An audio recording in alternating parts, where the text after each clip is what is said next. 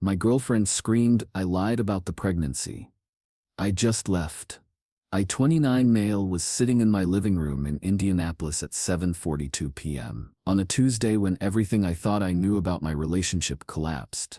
The night had started completely normal. I just finished a late shift at the warehouse, cracked open a cold Dr. Pepper, and sat down on the couch, scrolling through Reddit when Ashley, my 27-year-old girlfriend of 2 years, came storming out of the bedroom with tears in her eyes and her phone in her hand. She was pacing, muttering something under her breath, then suddenly blurted out those exact words. I lied about the pregnancy. I froze. My body went cold, like the blood had drained straight to the floor. I said, "Wait, what did you just say?" She screamed it again, louder this time, her face red, her hair sticking to her forehead. I lied. I was never pregnant. She was shaking. I swear.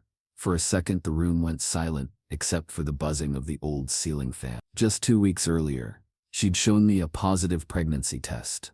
It was 3:14 p.m. on a Wednesday. I remember because I'd been on my lunch break and she called me sobbing, saying, "Babe, we're having a baby." She sent me a picture of the stick, 2 pink lines clear as day. I rushed home that evening with a bouquet of sunflowers from Kroger and hugged her like my whole life had just changed. I had started reorganizing my budget that week, cutting down on eating out, setting aside $500 already for baby supply. I even scheduled an appointment with HR about switching to the company's family health plan. I told my mom on Sunday after church. She cried, hugged me, and said she couldn't wait to be a grandma. And now, in a span of 10 seconds, it was all a lie. I stood up slowly, trying to control my breathing. "Why, Ashley? Why would you do that?" She was pacing faster, holding her phone tight, avoiding eye contact. "Because you were pulling away. You've been working late, you're tired all the time. I thought you were gonna leave me. I had to do something to keep you here." I just stared at her. "So you thought pretending to be pregnant was the answer?" She shot back. "It worked, didn't it? You started paying attention again. You cared again." My chest tightened. I muttered, "Ashley, that's not love, that's manipulation."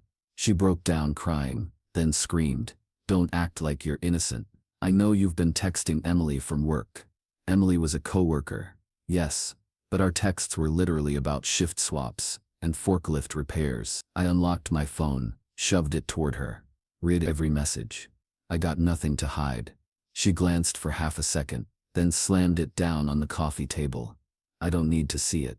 Inside my head, alarms were going off. I thought, this isn't just about lying. This is about control. I grabbed the pregnancy test box from the bathroom trash can where she had left it weeks ago. Something had always nagged me. I opened it again, and this time, tucked behind the instructions, was a folded CVS receipt. Date, 3 weeks earlier.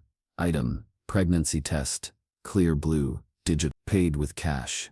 Nothing wrong there. But then I saw the timestamp. It was 1:06 p.m. She had texted me the picture of the test at 3:14 p.m. Same day, but the test box she showed me had 2 sticks. She'd only bought 1 digital test. I confronted her. "Ashley, where's the second test? The one you said you took after lunch?" She froze, eyes wide like a deer in headlights. I don't remember." That was enough for me. I sat back down, grabbed my Dr. Pepper, and whispered, "You've been lying from the start." She screamed again. "I had to. You were gonna leave." I shook my head. "Ashley, you made sure I'll never trust you again. That's worse than me leaving." At that moment, my phone buzzed. A text from my sister Rachel. "Mom's making lasagna Friday night. Bring Ashley and the baby news." My stomach dropped. I realized I had to tell everyone the truth now. I stood up, grabbed my car keys. Ashley panicked. "Where are you going?" I said calmly. "Out." She blocked the door. "No, you're not leaving me." I said firmly. "Move." She screamed again. "Fine, leave then. But don't you dare tell your family. This is between us." I pushed past her and walked out to my 2012 Honda Civic, my heart racing. I drove around aimlessly for almost an hour, through Broad Ripple, past the White River, until I parked outside a Speedway gas station. I just sat there, staring at the dashboard clock ticking toward 9:00 p.m., thinking about how my whole life had just flipped upside down. My phone buzzed nonstop, 22 missed calls from Ashley.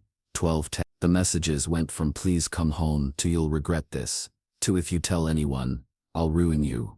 That last one made me snap out of shock. I thought, she's escalating. This isn't just lying anymore.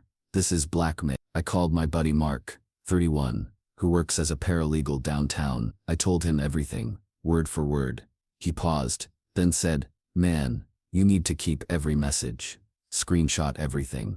Don't delete a single thing. This could get ugly." So I sat in that Speedway parking lot, screenshotting every threatening text, saving them in a Google Drive folder, labeled Ashley Evidence. Then I remembered something else. 2 nights after she told me she was pregnant, she had randomly shown me a sonogram picture on her phone. I hadn't questioned it at the time. I was too overwhelmed, but now I thought, where did that picture come from? I texted her, "Send me the sonogram again." She replied instantly. "Why?" I said, "Just want to save it." 10 minutes later she sent the same photo. I saved it, then used Google Lens. Within seconds, it matched identical stock images on Pinterest, labeled sample ultrasound. My stomach turned again. She had literally Googled a fake sonogram to sell the lie. By the time I pulled back into my apartment complex around 10, my decision was made. I wasn't going to yell. I wasn't going to cry. I was just going to leave. I walked inside quietly. Ashley was sitting on the couch, mascara streaked, TV muted. She jumped up. "Where were you?" I calmly said, "Ashley, I know the sonogram is fake. I know everything." She went pale. "Who told you?" I shook my head. "No one had to tell me. You slipped up. You're not good at covering tracks." She stammered. "But I love you." I cut her off. Love doesn't lie about life and death. Love doesn't blackmail. I walked into the bedroom, grabbed a duffel bag, stuffed clothes into it. She followed me, sobbing, "Please don't go. I'll do anything. I'll get pregnant for real." Those words chilled me more than anything. I zipped the bag, slung it over my shoulder, and whispered, "Goodbye, Ashley." She screamed after me, voice cracking, "You'll regret this. You'll see." But I just walked out. That night, I crashed at Mark's place on his pull-out couch. He handed me a beer, shook his head, and said, "Man, this is just the beginning. She's not done yet." I didn't know then how right he was. The next morning, I woke up on Mark's pull-out couch, to the sound of my phone buzzing non-stop. It was 7:06 a.m. on a Wednesday. 42 missed calls, 17 voicemails, all from Ashley. I didn't even bother listening to the voicemail. I just sat up, rubbed my eyes, and muttered, "This girl's gonna burn my life down if I'm not careful." Mark walked in with 2 mugs of coffee. He looked at me and said, "Bro, you're pale. Did you even sleep?" I shook my head. "Barely. She's not gonna stop." Right on cue, another text popped up. "If you tell your family, I'll tell them you hit me." My stomach dropped. I said out loud, "Oh my God, she's threatening false abuse claims now." Mark slammed his mug down. "Save it. Screenshot it. That's serious. You need a lawyer." I knew he was right. At 8:30 a.m., I called an attorney named Daniel Parker, who a friend from church had recommended months ago when I had a car insurance issue.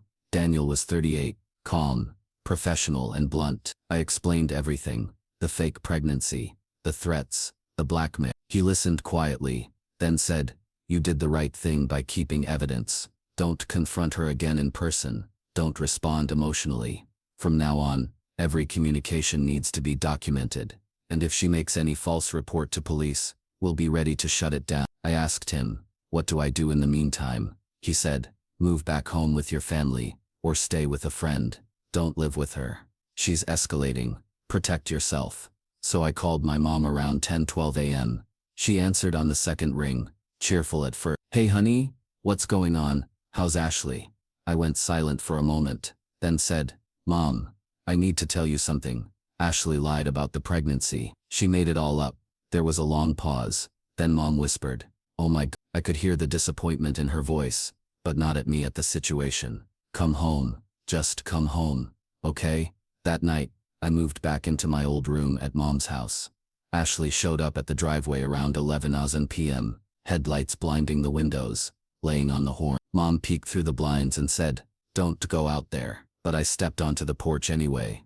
Ashley was in her car, yelling through the open window, "You're making me look crazy. Come back home, Michael." I said calmly, "Ashley, you did that yourself. Leave me alone." She screamed back, "If you won't come back, I'll make sure nobody believes you. You'll be the one who looks insane. My mom had already dialed 9. By the time 2 officers arrived, Ashley had peeled out of the driveway. I gave the cops her threats, the screenshots, everything. They told me, save everything. If she trespasses again, call us immediately. The next day at work, around 2:46 p.m., my supervisor pulled me aside. Hey Mike, weird thing, we got an anonymous email accusing you of stealing from the warehouse. My stomach flipped. I said, that's not true. He nodded. I figured, but corporate has to investigate. Just a heads up. I instantly knew who was behind it. Ashley. That night I showed the email to Daniel, my attorney. He said, she's trying to ruin your job. Classic retaliation. Keep documenting. 2 nights later, Ashley sent me a long paragraph that started with, if you don't talk to me, I'll send those fake pregnancy tests to your mom and tell her you made me abort. I read that line 3 times, stunned. She was willing to invent an abortion story just to destroy my relationship with my mom. I texted back only one word, noted. Then I forwarded the whole message to Daniel. Over the next week, Ashley spiraled. She started messaging my sister Rachel on Facebook, claiming I'd cheated, that I was abusive, that I had gambling debts. Rachel called me, voice shaking. Mike, she's lying, right? I said, yes, I've never gambled a day in my life. Rachel replied, I figured, but she's blowing up everyone's inbox. That's when Daniel said, enough is enough. We're filing a protective order. So we did. On Monday morning, we went to Marion County Court. I stood there while Daniel laid out the evidence, screenshots of threats, fake ultrasound, blackmail texts. The judge, a stern woman named Judge Hernandez, looked at me and asked, do you fear for your safety? I said honestly, yes, Your Honor. She's threatening to destroy my life. The order was granted. Ashley was legally forbidden from contacting me, my family, or showing up at my work. For a few days, things were quiet. I almost started to breathe again, but then the final twist came. One evening, Mark called me around 9:27 p.m. Dude, check Instagram. Ashley just posted something wild. I opened the app. There it was, a picture of a baby ultrasound, captioned, so blessed. Can't wait to meet you, little one. Baby on board. Except I instantly recognized it. It was the same stock photo she'd sent me weeks earlier. Hundreds of likes, dozens of comments from her friends. Congrats, you'll be such a good mom. I couldn't believe it. She wasn't just lying to me anymore, she was lying to the whole world. The next morning, Ashley's cousin, who I barely knew, messaged me. Hey, I don't know what's going on, but Ashley's saying you abandoned her while she's pregnant. Just giving you a heads up. That was the final straw. I sent all of it, the Instagram post, the cousin's message, to Dan. He said, perfect. This proves a pattern of public fraud. She's digging her own grave. A week later, I got word through a mutual friend that Ashley had been fired from her job at a dental office. Apparently her boss caught wind of her pregnancy posts and asked for medical documentation for maternity planning. When she couldn't provide anything real, they let her go. Justice was finally catching up.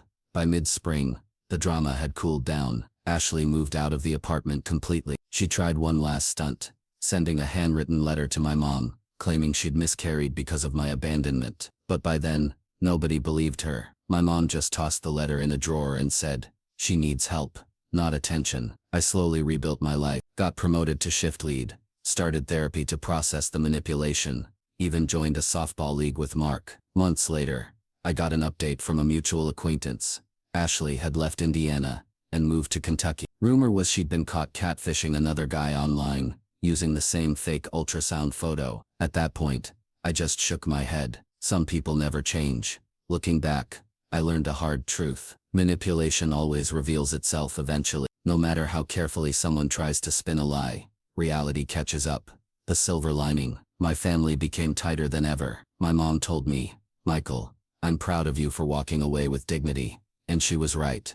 I never yelled, never hit back, never lost control. I just documented, protected myself, and let the truth do the work. The last time Ashley reached out was 3 months ago. A random text from an unknown number. Do you ever miss me? I blocked it without replying. Now almost a year later, I can finally say I'm at peace. I'm dating someone new. Jessica, 28. A nurse I met through Rachel's friend. She knows everything, and she appreciates honesty because of it. Sometimes at night I think about that moment, 7:42 p.m. on a Tuesday when Ashley screamed, I lied about the pregnancy. That was the worst night of my life, but also the beginning of getting free. P.S. If Ashley ever reads this, love doesn't look like lies, threats and fake sonograms. Love is honest. You taught me what to never accept again. Thanks everyone who followed this crazy story. Your advice kept me grounded through the worst of it. If you're ever in a situation where someone manipulates you this way, document everything, stay calm, and walk away. Truth wins eventually.